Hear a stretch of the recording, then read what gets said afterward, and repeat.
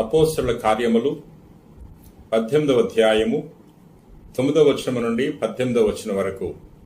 నేటి మొదటి పట్టణంలో పౌలు గారు పొందుకున్న దర్శనము గురించి ధ్యానం చేసుకుంటున్నాం. పౌలు గారు కొరింథీ సంఘములో సువార్త పరిచయం చేస్తున్న తరుణములో ఒక రాత్రి దర్శనాన్ని పొందుకున్నాడు.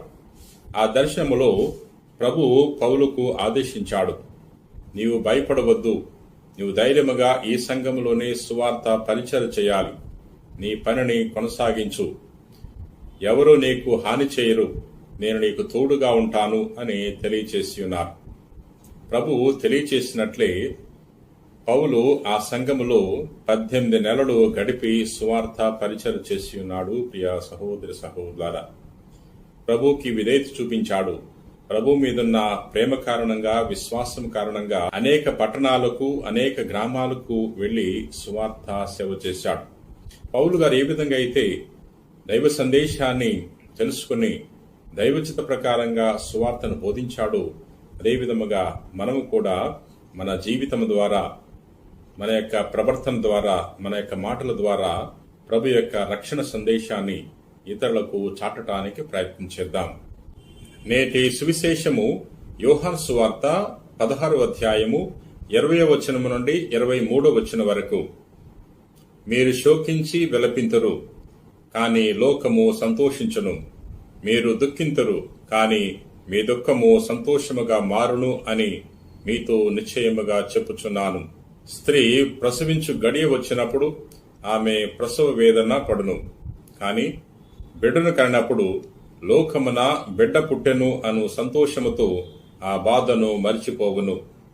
అట్లే మీరిప్పుడు దుఃఖముతో ఉన్నారు, కాని నేను మేము మరలా చూచెదను. అప్పుడు మీరు సంతోషింతురు.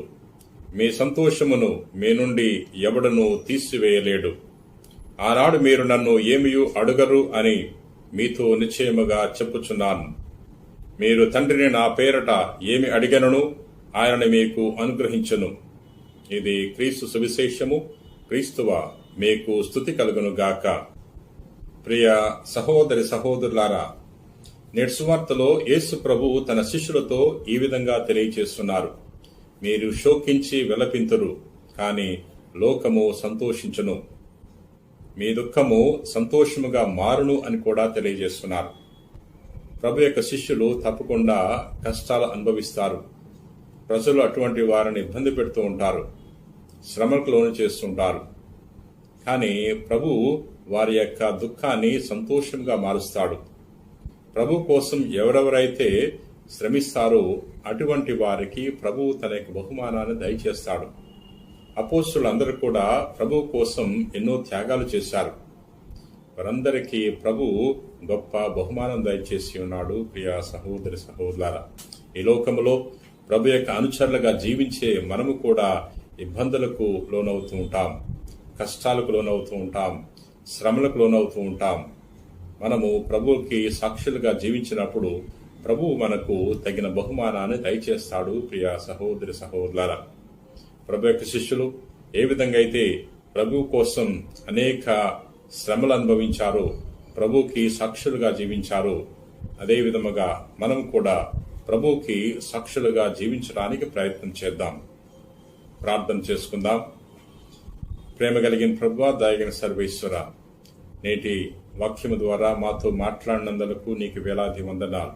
ప్రభువా, మేము నీ శిష్యుల వలె నీ కొరకు, నీ సందేశము కొరకు సాక్షులుగా జీవించడానికి తగిన విశ్వాసాన్ని, ధైర్యాన్ని ప్రసాదించండి.